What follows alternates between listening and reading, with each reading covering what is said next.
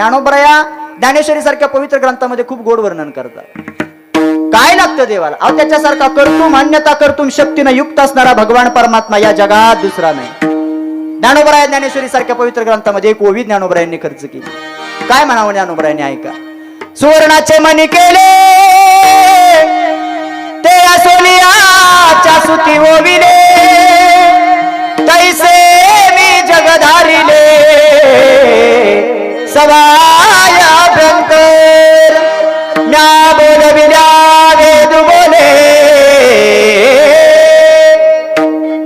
म्या चालविल्या सूर्य चाले